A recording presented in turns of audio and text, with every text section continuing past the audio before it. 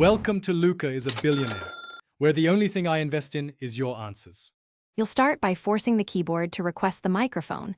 This fixes most missing mic icons. Open Settings, go to Apps, find Samsung Keyboard and tap Permissions, enable microphone. Once done, make sure system-level privacy allows microphone access for keyboards and voice input.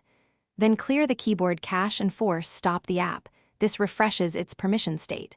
If you use a work profile or secure folder, repeat these steps there so the keyboard can access the mic across profiles. Next, verify the keyboard's own voice options so the mic button appears. Open Samsung Keyboard settings via the keyboard or system input settings. Enable voice input and voice typing. If the icon is still missing, switch the default keyboard away from Samsung, then set it back. This forces a UI refresh. Also check that Google Voice Typing or Samsung Voice services are installed and updated. Outdated services can hide features. Make sure the preferred voice engine is selected so audio routing works correctly. To finish, update the Samsung keyboard and your system software. Compatibility issues often remove the mic button. If updates don't help, reset keyboard settings to defaults. Note your custom text shortcuts first. Reboot the phone, open a text field, and test voice input.